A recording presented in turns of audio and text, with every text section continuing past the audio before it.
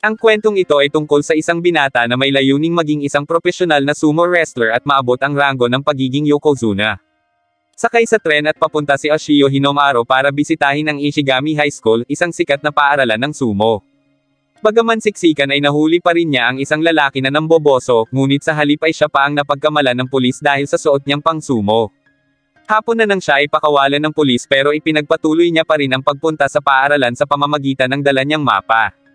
Ngunit, hindi sinasadyang sa maling eskwelahan siya nakarating sa Odachi High School.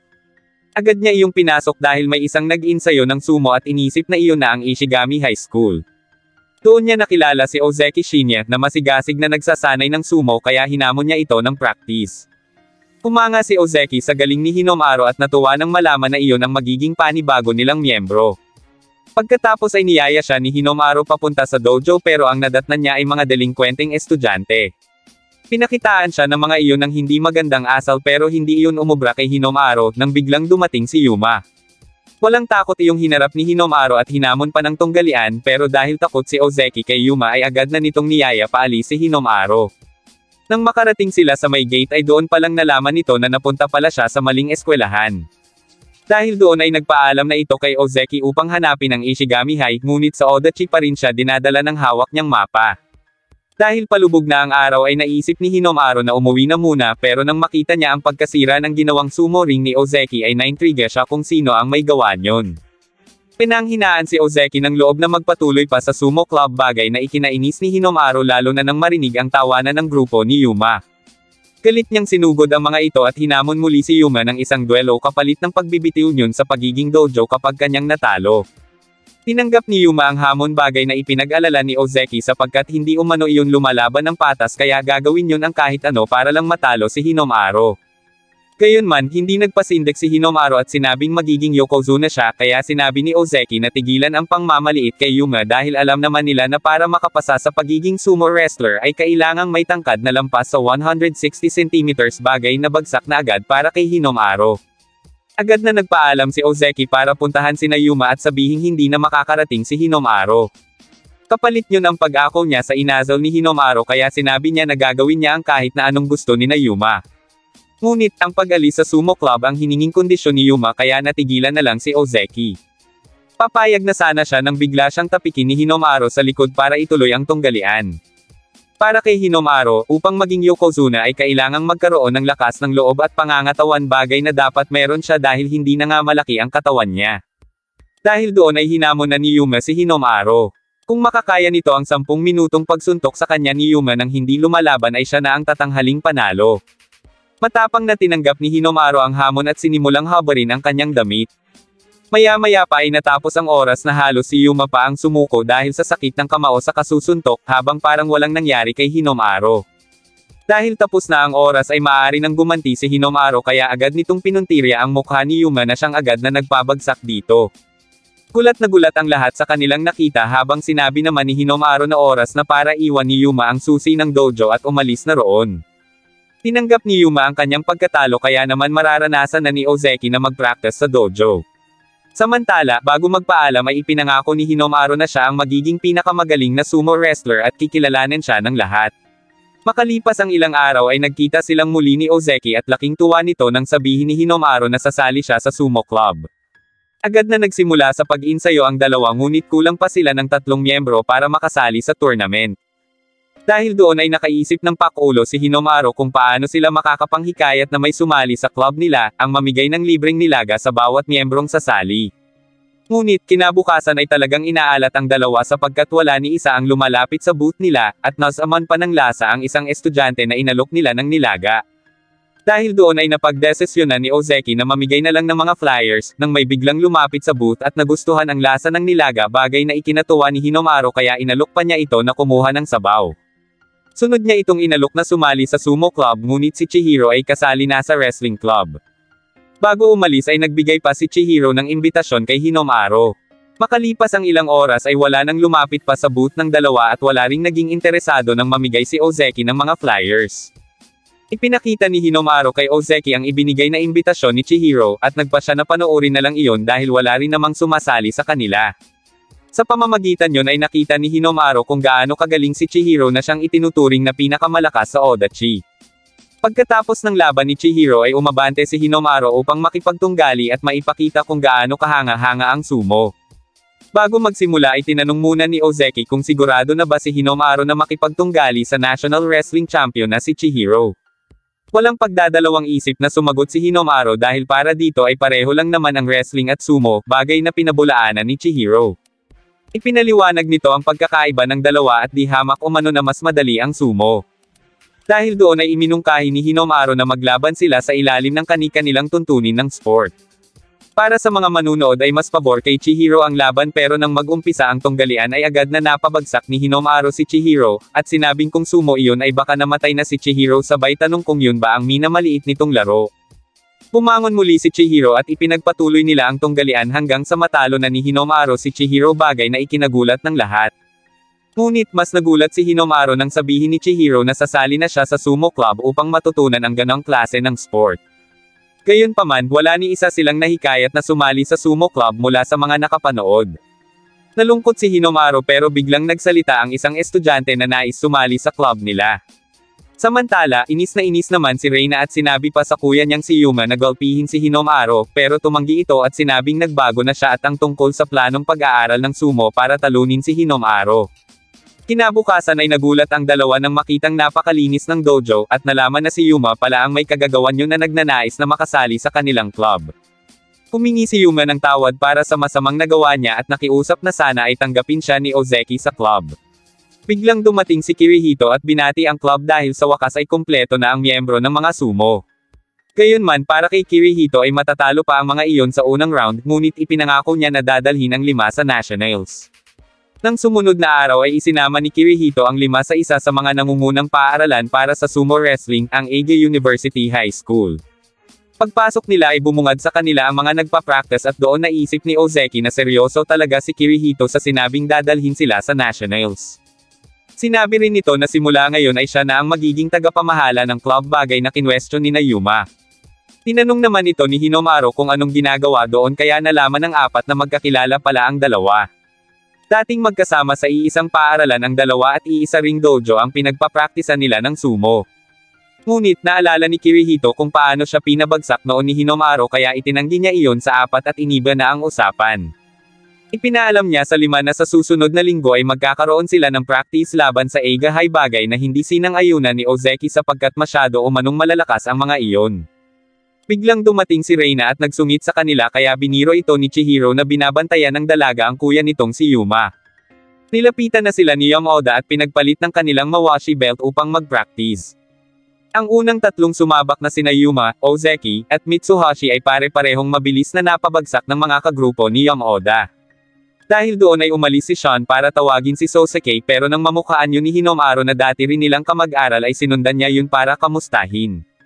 Ngayon ay oras na para si Chihiro naman ang sumalang at nang mapabagsak ang kalaban ay tuwang-tuwa itong bumalik sa kagrupo. Samantala, hindi pumayag si Sosuke na sumama kay Sean lalo na nang malaman na naroon si Hinamaru, bagkus nagdesisyon na umuwi na lang nang bigla niyang makabanggaan si Hinamaru.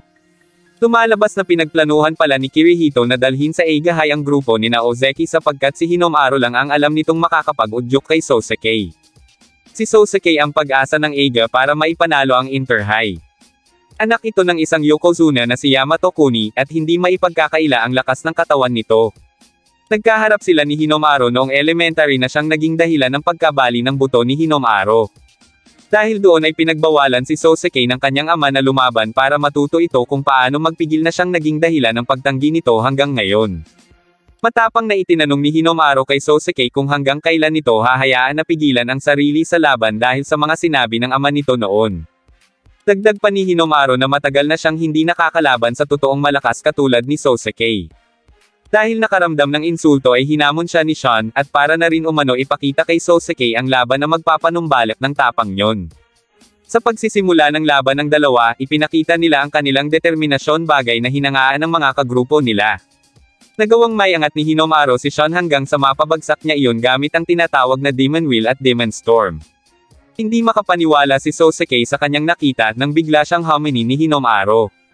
Dahil doon ay tinanggap na ni Sosuke ang hamon nito kaya para kay Sean ay iyon na ang makapagpapabagsak kay Hinamaru. Sa umpisa pa lang ay napapatalsik na ni Sosuke si Hinamaru hanggang sa ipitin muli nito ang braso ni Hinamaru tulad ng dati. Gayunpaman, sa pagkakataong ito ay nagawang makawala ni Hinamaru. Ngunit bago pa man may tanghaling panalo sa dalawa ay inawat sila ng isang matanda. Kinahapunan ay naglakad na pauwi ang mga taga-Odachi habang iniisip naman ni Sosuke ang unang beses niyang pagsuway sa kanyang ama dahil sa silakbo ng damdaming kalabanan si Hinamaru. Nang sumunod na araw ay umarkila ng bangka ang grupo upang magsanay ng pagbabalanse. Pagkatapos ay naglakad na sila papuntang paaralan at doon na pag-usapan nina Hinamaru at Kirihito ang tungkol sa sinabi ni Master Yamato Kuni, na kung talagang gusto ni Hinamaru ang sumo ay mag-ensayo ito sa loob ng 3 taon at pagkatapos ay ipakita sa kanya ang buhay na tinahak nito. Para kay Hinamaru, mula noon ay hindi pa rin nagbabago ang nais niya.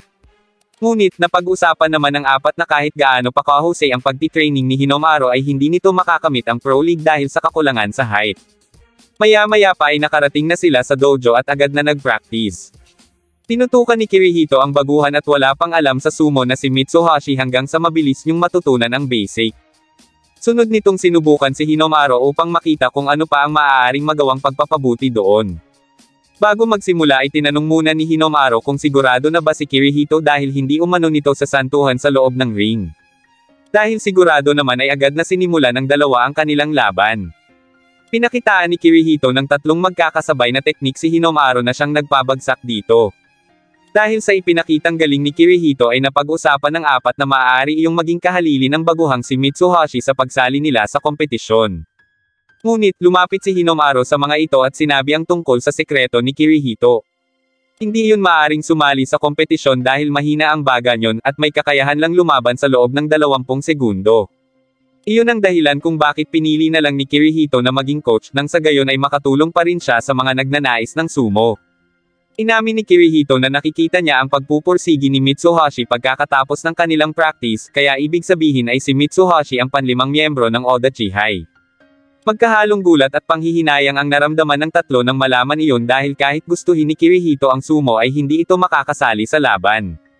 Walang ano-ano ay biglang sinabi ni Yuma na ganoon din naman ang sitwasyon ni Hinamaru dahil sa katotohanang hindi naman ito ganoon katangkad para makapasa sa pagiging propesyonal, kaya bakit pa umano ito nagsasagawa ng matinding ensayo. Dumating si Kirihito at sinagot ang tanong ni Yuma. Sinabi nito na hindi nga pasado si Hinamaru sa pangangailangan ng pagiging Pro League pero may paraan para makasali ito. Iyon ay sa pamamagitan ng paglahok sa mga pambansang kampyonato sa buong Japan, at oras na maipanalo iyon ay matatanggap at makakapasok na sa Makushite Division. Kalimitan sa mga kalahok ay nag-uumpisa na walang ranggo pero ang kampyon ay nakakalaktaw sa ilang mga dibisyon at nakakarating na agad sa dibisyon ng Makushita. Hangad ni Kirihito na matulungan si Hinamaru para sa pangarap nito, kaya muli ay hiniling ni Kirihito na maging coach siya ng grupo. Samantala, humingi naman si Sosuke ng patawad sa kanyang ama dahil sa pagsuway niya.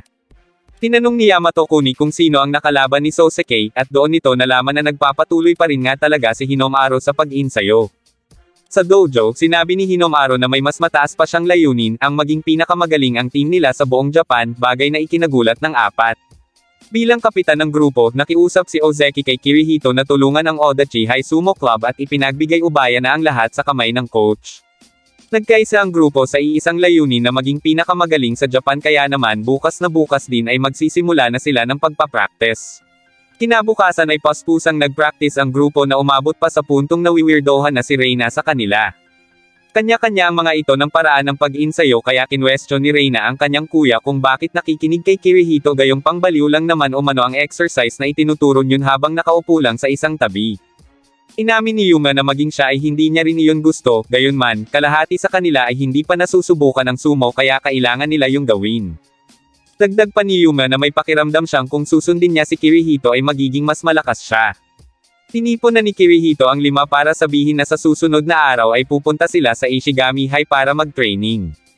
Excited na si Hinamaru para doon dahil magkakaroon umano ito ng pagkakataon na masubukan ang bago at mas pinabuting 100 Demon Takedown, ngunit sinabi ni Kirihito na iba ang pupuntahan nito sapagkat kailangan nitong labanan ang mga malalakas na kalaban upang maperpekto ang bago nitong diskarte.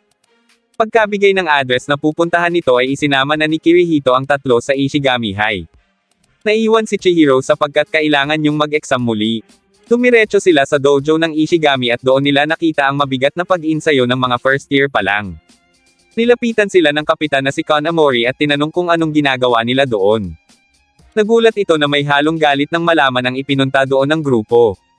Gayunman nang malaman ng mga ito na mula ang apat sa Oda Chihai ay naintriga sila kung sino si Hinomaro. Nang sabihin ni Kirihito na hindi nila iyon kasama ay nawalan agad ng gana ang dalawa.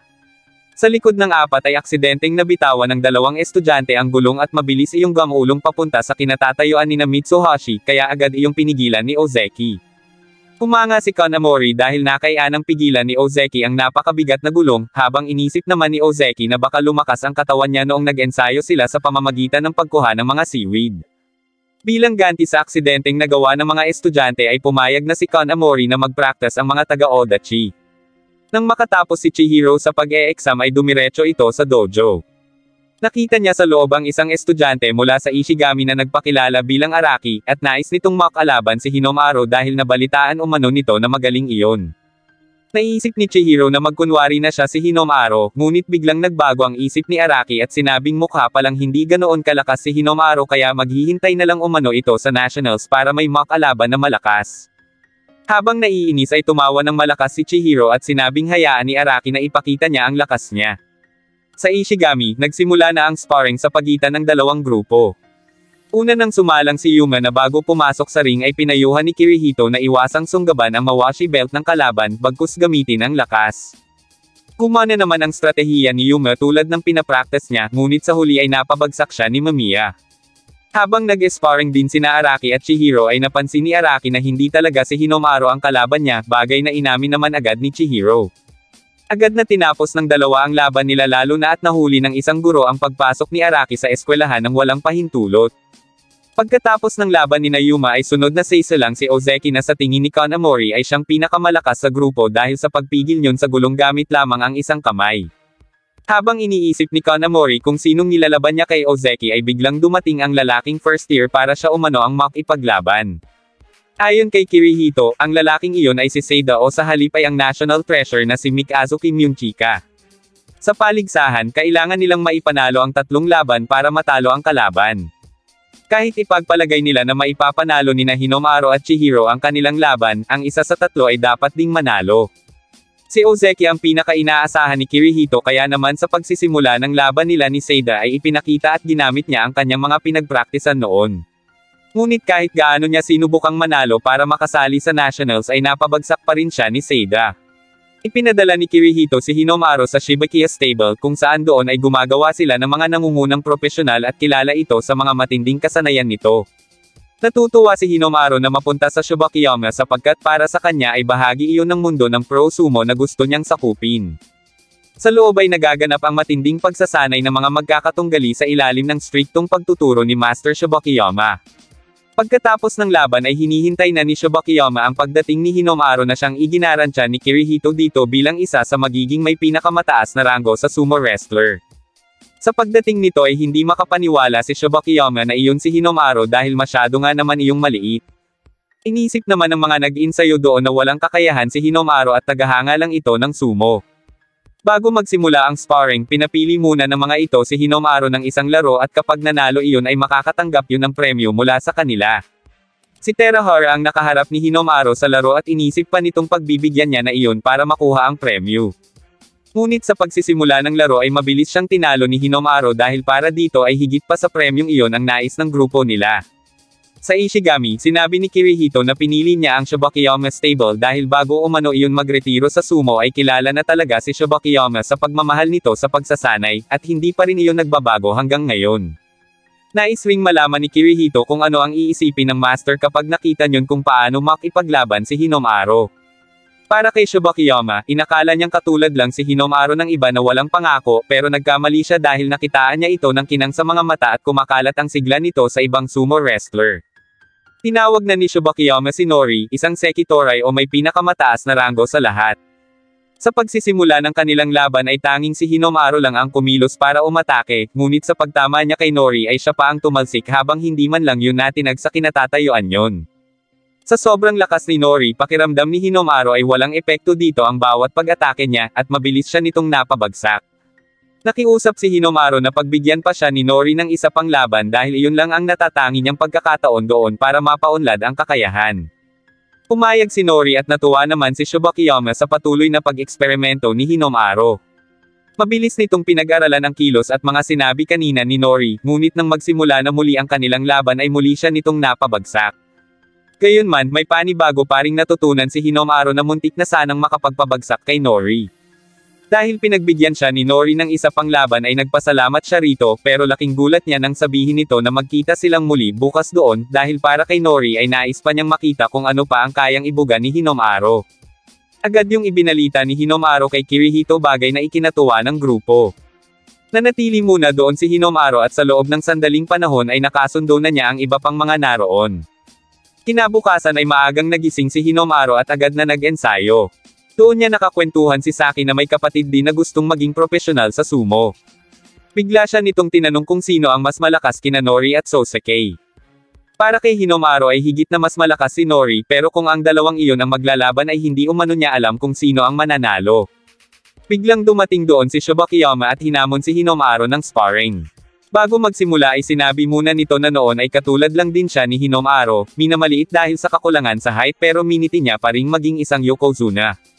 Ngunit hanggang sa rango lang ng Sekiwake ang naabot niya, kaya ngayon ay pangarap niya naman na makakita ng kasing liit niya lang din na magiging Yokozuna, at nais niyang tuparin yun ni Hinamaro. Dumating na doon ang iba pa kaya biniro ng mga ito ang dalawa.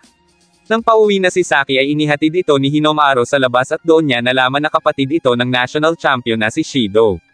Inaaral ni Saki ang tungkol sa mga posibleng makalaban ng kuya niya, pero para kay Hinamaro ay kailangan niyang perpektuhin ang mga bago niyang teknik upang matalo ang lahat. Nang sumunod na araw ay nagbalik na silang lahat sa paaralan. Nakita ni Hinamaro si Ozeki na bumalik sa dating pwesto kung saan ito nagsimula at hindi pa rin makapaniwala na may club na sila ngayon. Inihayag ni Hinamaro ang kanyang paghanga kay Ozeki dahil kahit pinagtatawanan ito noon ay hindi pa rin ito sumuko at ipinagpatuloy pa rin ang sumo hanggang sa makabuo ng sariling grupo na siyang nagre-representa sa Oda Chihai. Kaya naman ngayon ay lalaban sila hanggang sa makarating sila sa Nationals. Nang sumunod na araw ay sinimulan na ang laban ng magkakaibang lalawigan sa National High School Sumo Championship. Marami ang dumalo para manood kabilang na si Master Shibakiyama na nagbalat kayo pa. Marami ang hindi pamilyar sa Oda Chihai kaya nagtaka ang ilan nang ipakilala na si Hinamaro bilang unang lalaban sa unang round. Gayunpaman, napahanga niya ang mga tao nang mapabagsak niya si ito na mula sa Kashiwa Tech High. Dahil sa husay na ipinakita ni Hinamaro, hinikayat ni Kirihito ang iba pang miyembro na ipakita rin ang kanilang galing. Sunod na sumalang si Chihiro, at tulad ni Hinamaro ay natalo rin ito ang kanyang kalaban. Pagkatapos nun ay tuwang-tuwa naman si Reina sapagkat naipanalo rin ng kanyang kuya ang laban. Ibig sabihin ay pasok na ang Oda Chihai sa second round, bagay na hinangaan ng ibang manunood. Ngunit biglang natalo ng si Mitsuhashi na ang sumalang, pero para kay Kirihito ay ayos lang iyon. Napansin ni Araki na inuna lang pala ng grupo ang kanilang pinakamalakas na pambato dahil mapapansin sa mukha ni Ozeki na kinakabahan ito. Ngunit ginulat sila ni Ozeki sapagkat mabilis nitong napalabas sa ring ang kalaban. Pagkatapos ng laban ay nakasalubong ni Hinamaro si Seida na nasa sabik ng makaharap ang Odachi sa laban. Kinausap na ni Kirihito ang grupo upang sabihin kung gaano kalakas ngayon ang team ng Ishigami High, kaya kailangan nilang gumawa ng isang tactical na tawag at ilagay si Mitsuhashi laban kay Seida. Iyon ay para madalian lang si Seida sa laban at tumuon sa halip na manalo sa iba pang laban. Sa huling round ng paligsahan, maghaharap ang Odachi at ang Ishigami. Unang naglaban sina Mamiya at Mitsuhashi na nagpakita ng kakaibang stratehiya na itinuro ni Kirihito dahil ayaw umano nitong maging pabigat sa grupo. Ngunit binalaan pala ni Kanamori si Mamiya tungkol sa plano ng mga iyon, kaya sa huli ay napabagsak nito si Mitsuhashi. Dismayado at humingi ng tawad si Mitsuhashi sa kanyang kagrupo, pero sa halip ay binati pa siya ni Chihiro na siyang sunod na sumalang laban kay Araki. Nakaabang ang lahat sa pagsisimula ng laban ng dalawa, kaya nagreklamo ang mga tao dahil hindi pa nagsisimula ang mga ito. Ngunit para kay Shibakiyama, hinasa ng dalawa ang mga pamamaraan sa iba't ibang disiplina kaya ayaw nilang umatake ng walang ingat. Maya-maya pa ay nauna ng umatake si Chihiro gamit ang kanyang pinalakas na mga paa. Nung una ay nagawa pang makatayo muli ni Araki nang ibabagsak na siya ni Chihiro, pero sa huli ay hindi pumayag si Chihiro na matalo kaya napagtagumpayan pa rin niya ang laban. Dahil doon ay patas na ang laban, ngunit nang sisimula na ang susunod na laban ay makikitang nasa loob pa rin ng ring si Araki. Kinausap ito ni Kanamori at sinabing manood na lang sa laban nila ni Yuma nang sa gayon ay alam na nito ang gagawin sa susunod. Gayunpaman sa isip ni Yuma ay hindi siya magpapatalo kahit na mas bihasa at mas malakas si Kanamori kesa sa kanya. Hindi rin niya gusto na iasa pa sa dalawa ang pagkapanalo ng kanilang team. Ngunit umpisa pa lang ng laban ay ginamit na agad ni Kanamori ang kanyang cannon slap na ikinagulat ng marami. Habang patuloy na tinatanggap ni Yuma ang mga pag-atake ni Kanamori ay naalala nito kung paano siya nakiusap noon kay Takani para turuan siyang muli. Ngunit dahil mas inuna niya noon ang pagbarkada ay tinanggihan na siya nito pero hindi pa rin siya sumuko sa pakikiusap. Sinabi ni Takani ang tungkol sa pakikiusap din sa kanya ni Kirihito para kay Yuma at doon ay natigilan si Yuma at nagpakumbabang inamin ang kasalanan at pag-aksaya ng panahon sa barkada. Gayunpaman, galit na sinabi ni Takani ang pagkadismaya nito nang gamitin ni Yuma ang mga itinuro niya para manakit ng iba kaya naman pilit na nitong pinaalis si Yuma. Doon na lumuhad si Yuma sa pakikiusap na turuan siya para kay Ozeki at sa iba pang miyembro ng team. Kailangan niyang manalo para makabawi siya sa lahat ng pambubuli na ginawa niya noon kay Ozeki. Maya-maya pa ay binato na ni Takani ng tuwalya si Yuma at pinagpalit na ng uniforme para turuan. Ginamit ni Yuma sa kasalukuyang laban ang mga natutunan niya, ngunit bilang kapitan ng kanilang team ay hindi hahayaan ni Kanamori na si Yuma ang manalo kaya agad niya itong pinabagsak. Dahil doon ay inisip ni Ozeki na kailangan niyang manalo dahil kung hindi ay mababaliwala ang mga pinaghirapan nila ng buong team. At bilang kapitan ay kailangang maging kapaki-pakinabang siya sa mga iyon. Tila alam ni Hinomaru ang nasa isip niya kaya nilapitan siya nito at binati sa lahat ng mga nagawa at pagtanggap niya sa bawat miyembro ng team. Nais ni Hinomaru na manalo si Ozeki sa laban bilang kapalit sa lahat ng paghihirap nito sa pag-insayo. Lakas loob na umakyat si Ozeki sa ring laban kay Tsunoda na agad na sinasabi kay Seida ang pagkapanalo nila. Pag-akyat pa lang ni Tsunoda sa ring, hindi pa man nag-uumpisa ang laban ay inatake na agad nito si Ozeki bagay na ikinainis ng mga manunood. Pero nang magsimula ang totoong laban ay ipinakita ni Ozeki ang kanyang lakas at determinasyon. Habang nagaganap ang laban ay naalala ni Tsunoda ang mga panahong nakikita niya si Ozeki na puspusan sa pag-insayo kahit mag-isa at naisip kung kakayanin niya ang ganoong sitwasyon kung siya ang nasa kalagayan ni Ozeki. Gayunpaman patindi ng patindi ang laban nilang dalawa, ngunit mas sumiklab ang determinasyon ni Ozeki na manalo kaya buong lakas nitong itinulak si Tsunoda hanggang sa pareho silang mahulog sa ring. Agad na tumayo si Ozeki upang alamin kung sino ang nanalo at laking tuwa nito nang ideklarang siya ang panalo. Ngayon ay inaasahan nila na maipanalo rin ni Hinomaru ang laban sa pagitan nila ni Seida.